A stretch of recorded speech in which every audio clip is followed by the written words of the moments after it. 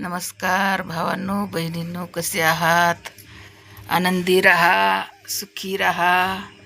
तसेच भावांनो, हे जीवन आपल्याला थोडंसं भेटलं आहे, याच्यात टेन्शन घेऊ नका.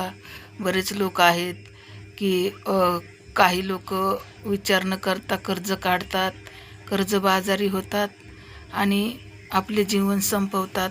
तर मित्रांनो, जसं की आपलं जितकं आपली आय आहे तितकंच समजा आपण काही बी हातात समजा काम घेतलं पाहिजे.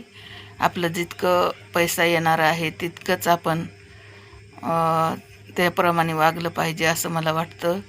तर मित्रांनो, काही लोक आथरून पाहून पाय पसरत नाहीत, तर बरंच काही पसरून ठेवतात व नंतर तोंड विचकटतात किंवा जीव देतात किंवा मागचा पुढचा विचार न करता लेकरांचा. तर मित्रांनो, अशांना माझं सांगणं आहे की जितकं आपली पैसा येणार आहे तसाच आपला खर्च असला पाहिजे आणि जास्त फॅशनमध्ये किंवा खाण्यापिण्यामध्ये याच्यासाठी कर्ज करू नका. तर गाडगे बाबा म्हणायचे की ऋण काढून सण करू नका.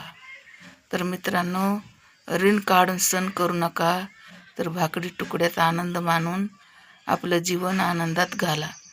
मित्रांनो, ज्या घरी समाधान असेल तिथे झोपडी असली तरी चालते आणि ज्या घरी समाधान नाही तिथे बंगला असूनही काय फायदा नाही.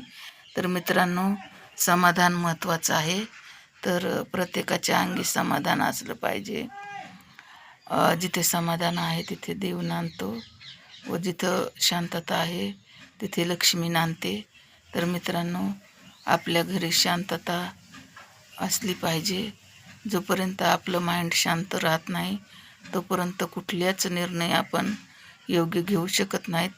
तर मित्रांनो, जिथे शांतता असेल तिथे आपलं डोकं पण शांत असतं आणि आपण योग्य निर्णय घेऊ शकतो. म्हणून मित्रांनो, या जीवनामध्ये पुढे पाहून चला, योग्य निर्णय घेऊन चला व आपले जीवन सुरक्षित कसे राहील याचा विचार करा.